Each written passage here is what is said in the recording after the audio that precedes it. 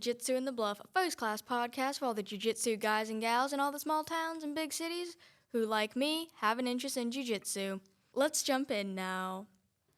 First, I'd like to give a big thank you to both of our professors for joining us today. We're really honored to have them here.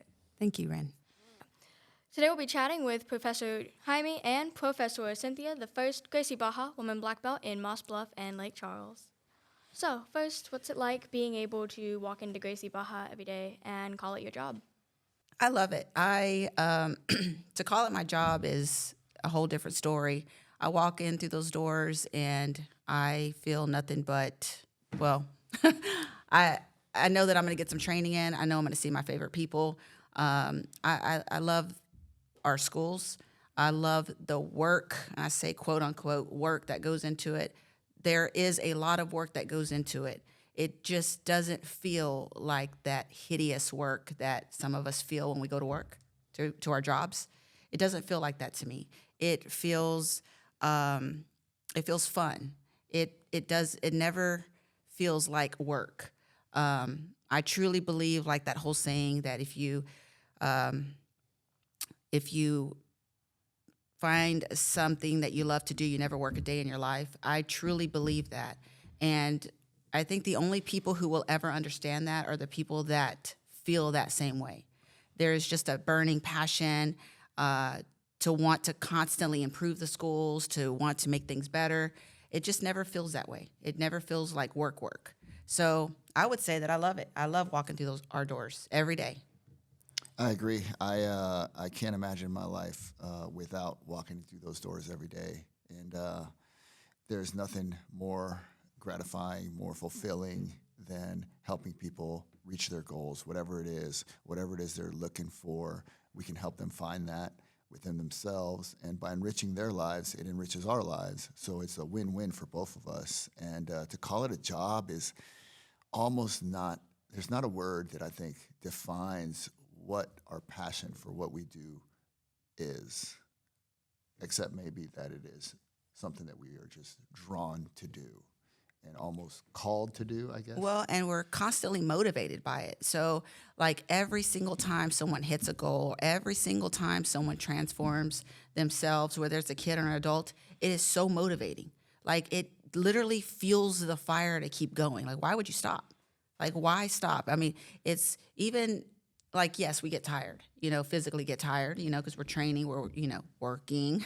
But it's so motivating that it just keeps you going. It really does just keep you so motivated by everybody else's progress. So that's the fulfilling part. That's what, gives me purpose. That's what fulfills me and makes me happy. Yeah, I agree 100% on that. The payoff is watching the people grow and change and transform, and that's the fruits of the work, and that's what really matters, and really keeps us the momentum going. I mean, it's so hard to just to explain how much watching somebody hit a goal can fuel you to want to work even harder to help that person. So, what made you originally choose Gracie Barra instead of any other gym? So I started jiu-jitsu in Arizona a long time ago, and there was almost no schools of martial arts. So when I moved to Houston, there was a gentleman named Vinicius Magalhaes, who was a famous jiu-jitsu guy. So I was like, I want to go to his school. I want to see what he's like. I want to meet this guy. I saw him on the internet.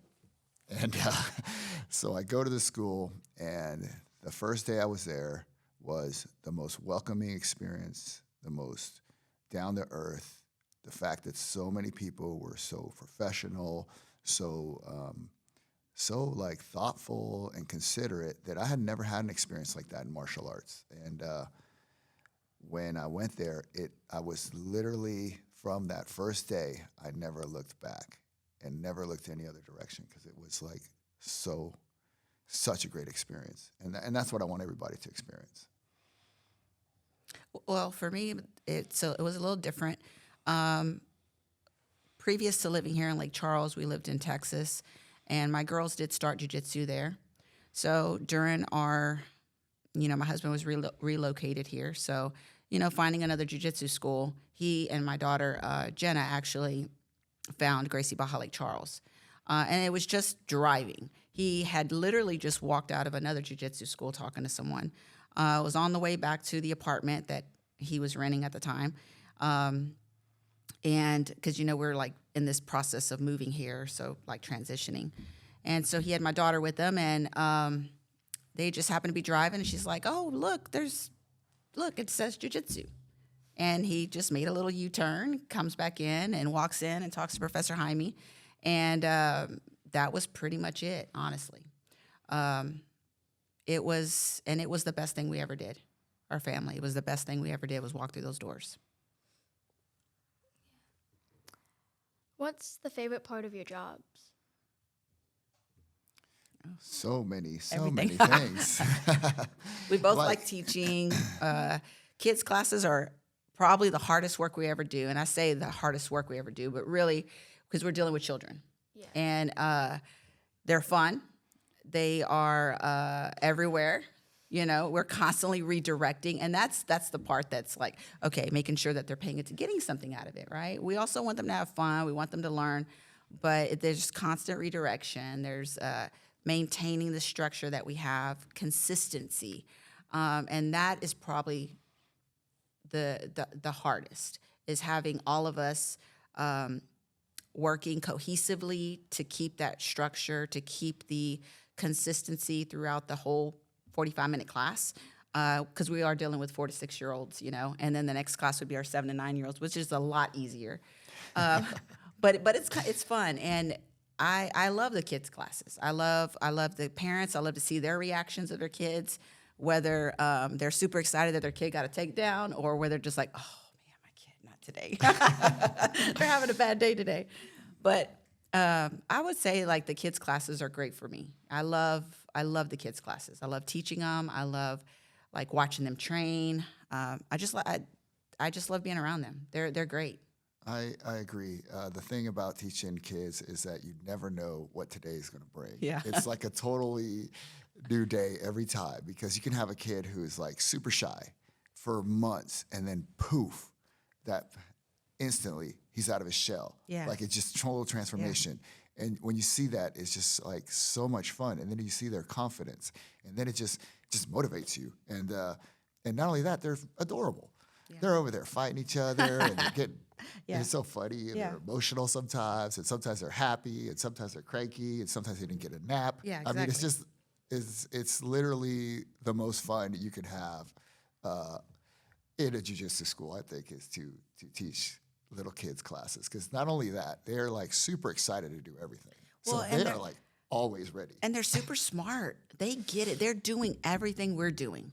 And it, like when you watch them, you're like, wow, they're like taking the mount, they're going to high mount, they're really good. Taking the back, they're putting their little hooks in. Like they're impressive. It's very impressive. It's like, and they're doing things that they don't even realize they're doing. Like sometimes they're doing a butterfly sweep. They don't even realize it's a butterfly sweep. Or they're getting into like leg drags, and they don't even realize they're getting into a leg drag. Well, they probably practice funny. on their dog. Like, yeah. But yeah, it's like there's so many things that we just love about it. I love meeting new people.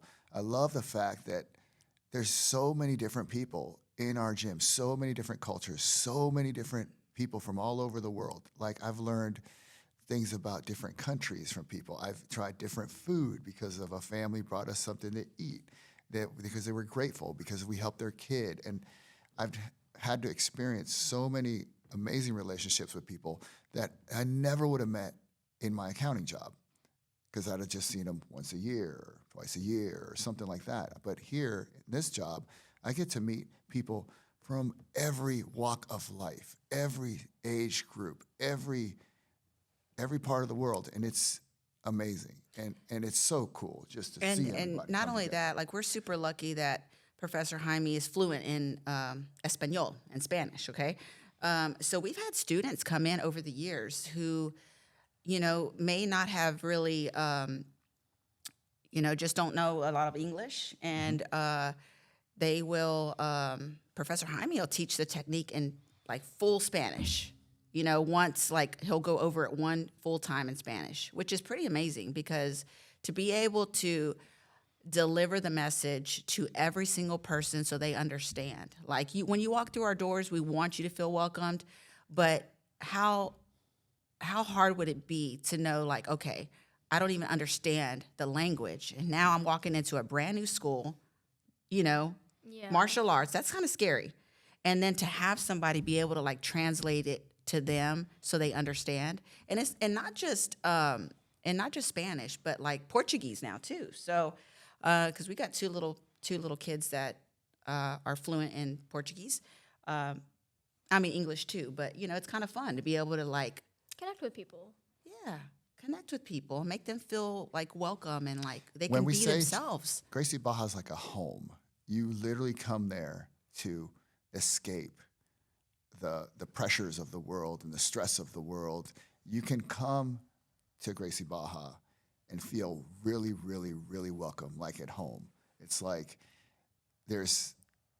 everybody is wearing the same uniform. Everybody, you're part of something more than just a gym that could be in a garage or in a park or wherever. You're coming to a place that's truly a home for you, that every single person there cares about you. Every single person They really like you. Like, they really like you. They're really happy to see you. It doesn't matter who you are, what you believe, where you come from. These things are all irrelevant. And you really do become part of something. And I think that's important. Have there ever been any major challenges that maybe even made you consider quitting? Nope. Nothing's Not a single challenge has ever made me consider.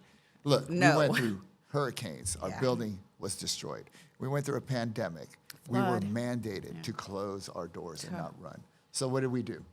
We adapted. We literally went on Zoom and we were doing virtual training. And I say virtual training because, we were working on teddy bears and dummies, like actual little ookies, dummy ookies that you can buy. Yeah, we had teddy bears. Our kids were doing the same. They were at home logging in with their little frog or their teddy bear, and they were working the moves, all kata style, pretty much. We would literally demonstrate moves in the air. We were like, and then through Zoom, and then people would do them. And so the craziest thing about this was we got so many people on this New Zoom, students, so many new students doing this at home. And then once we opened our doors, there was just all these people that practiced with their kids and everything else started coming and doing it in real life. And they're like, this is so much fun. I never would have known how much fun. And that was amazing. So look, every single challenge has made us better. The hurricane. The flood. We had the hurricane that destroyed our building. It knocked the front wall off in Lake Charles. So what we did was me, Cynthia, and the team, we fixed the place. We had a friend who was a contractor from somewhere, Baton Rouge. He came. We rebuilt the place in 30 days. We literally were not going to make it so that people would not have a place to come and relieve the stress, because people were, as if you were here, you remember there was nothing open, everything was broken. I was like, we need to make sure that people have a place to come and can come together and have 1 hour, 2 hours of peace and tranquility.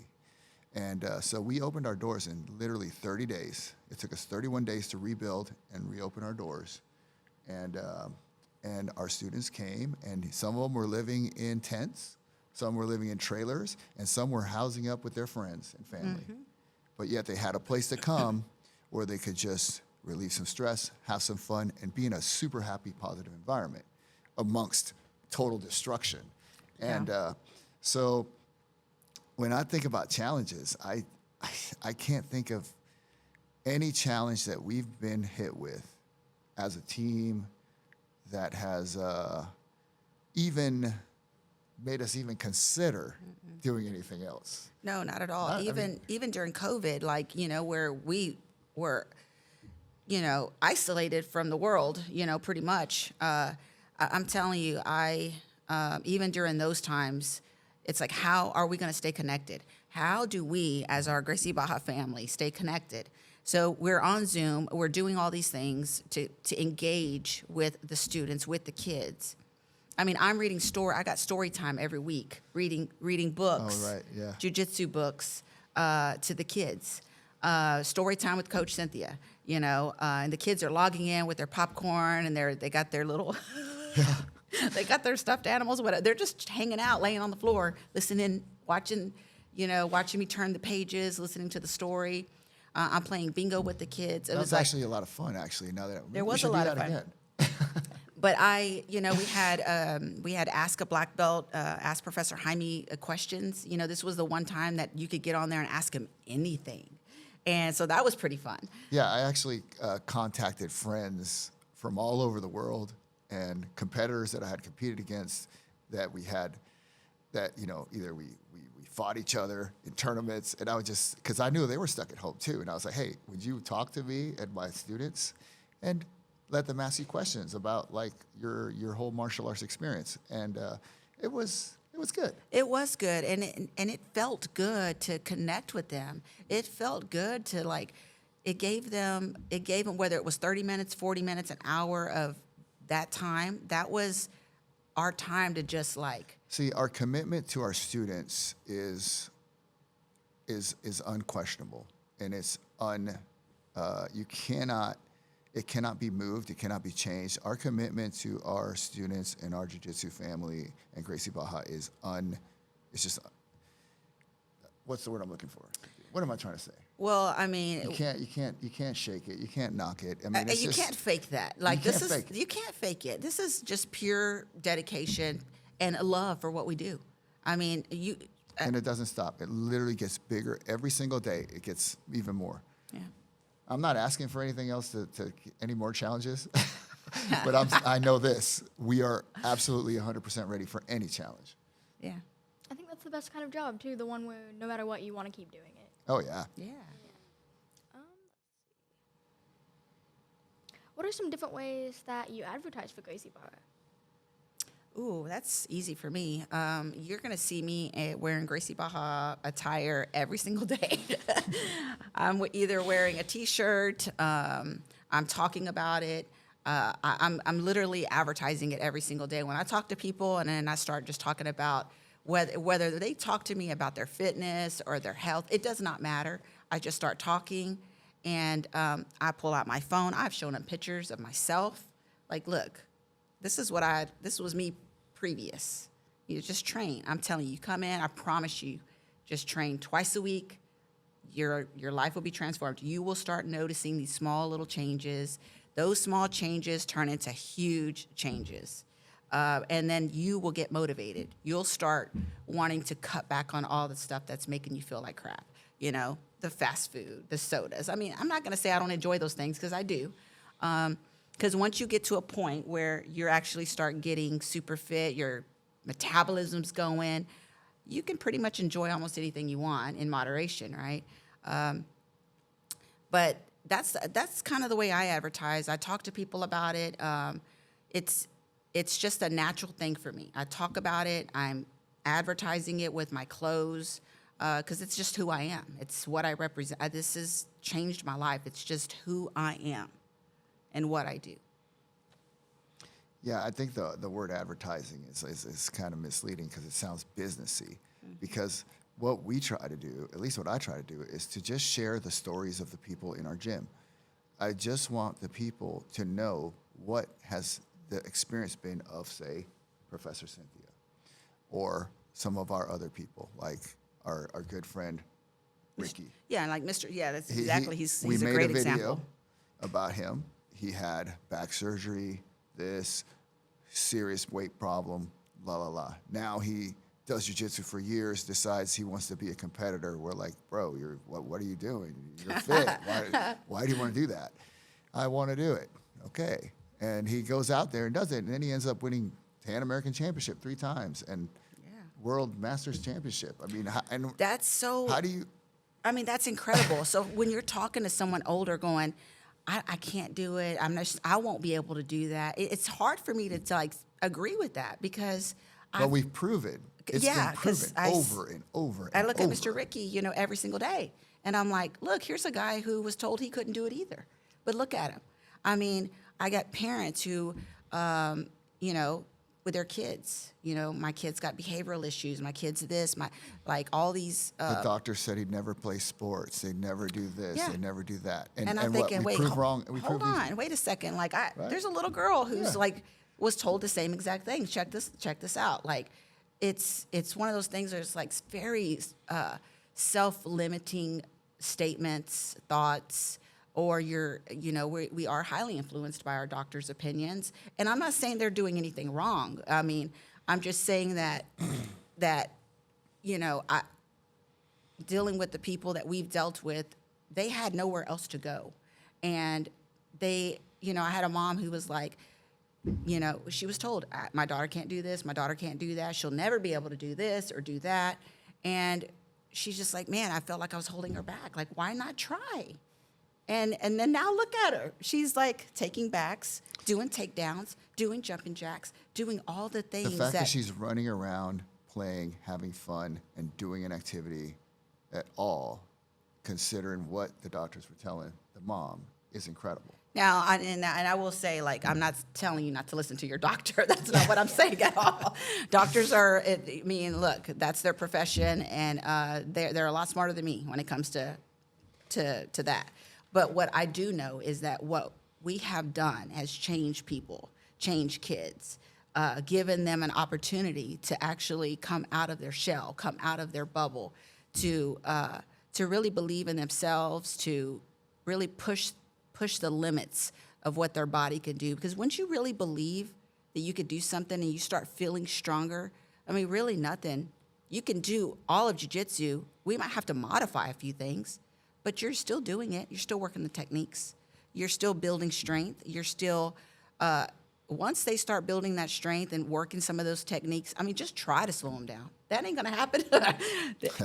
You're not gonna slow these people down. They're so motivated and they're so,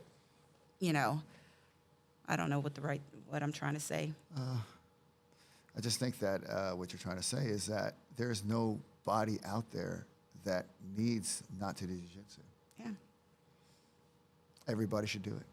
Yeah, I mean, it's really good just for your mental health, exercise. It's good for every aspect of life. The fighting aspect of jiu-jitsu is almost a side effect of all the benefits you get. All the benefits of your fitness, your mental health, your community, the people you meet. It is such an encompassing activity that hits so many facets of your life. I always say it like this. It's not that you're learning to fight. It's you're learning how to enrich your life for the better when you do this art. So both of you have your black belts. What has owning your black belts meant for you? So I've done a few things in my life. I have had some accomplishments in my life, but there's nothing that makes me prouder than the belt that I wear around my waist. It was awarded to me by a person who I just look up to immensely, respect immensely, and has been a mentor and a friend for decades. And it literally was the proudest moment of my life. I worked so hard. I sacrificed so much because jiu-jitsu is fun and it's great, but it is extremely difficult, extremely hard. It takes a long time.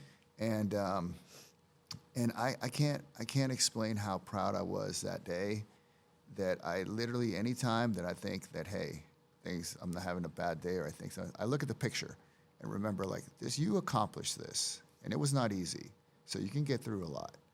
And it truly is the most proudest thing I am in my life. Of all my degrees and all the stuff I've done, nothing compares to this.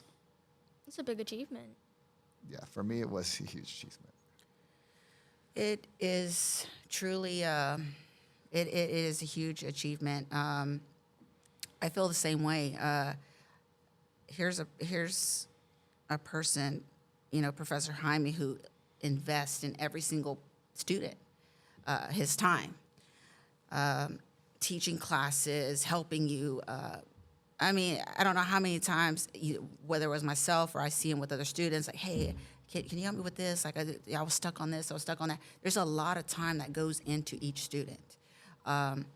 And just the fact that you can have someone, myself, I can have someone who is my friend, my professor, my friend, my mentor, someone who's very, I want to say, like, non-judgmental. You can go to him, ask him, talk to him about almost anything. And he's not going to sit there and judge you for asking a stupid question, quote unquote. But it's one of those things where I didn't do this by myself. Like, yeah, I kept walking through the doors. I kept showing up. I kept teaching. I kept, doing all the things that I was doing. But I was motivated by the people that kind of kept me walking through those doors. Because there's a lot of times where I'm sore, I'm tired, I'm a lot of things. And, mentally I'm exhausted or I have this going on or that. You don't always feel like training. I always feel like walking through the doors, but I may not always feel like actually getting out there and training. I may need a little motivation too. I'm just like everybody else, right? But for the most part, like, I love walking through the doors, being there. But at the training aspect, sometimes I needed help. Like, hey, let's go. We got to train. You got to train. You need to do this. You need to do that. I still needed that. And then, of course, all the motivation with the parents, the students, the kids. That kind of kept me going through, kind of walking through those doors. My family, they constantly pushed me. I mean, if I was at home at Christmas time where there's no jiu-jitsu, we're talking an open mat here and there, I was becoming a different person. It was like, you need to go train. There is something really special that happens with training. It just, I'm telling you, it just keeps you level. And it keeps your mental status, it keeps you happy, all right? So nobody wants to get cranky not doing jiu-jitsu. So I will say, like, my family, they've sacrificed a lot too. I always say I invested a lot of time in myself getting to this point, and my family too. They've had to go without me at night because I'm training, I'm teaching. Our families have... they've sacrificed, or I like to say also invested in us to become what we've become. And so, yeah, I'm truly grateful for my black belt, but it's not just me. There's just a lot of people that went into this, a lot. Yeah, it's a group effort. It really is, yes. Can't do it by yourself. Well, that about wraps up this episode of Jitsu in the Bluff. One last big thank you to our professors, Professor Jaime and Professor Cynthia. Again, we're honored to have you here. Until next time, this is Wren, signing off.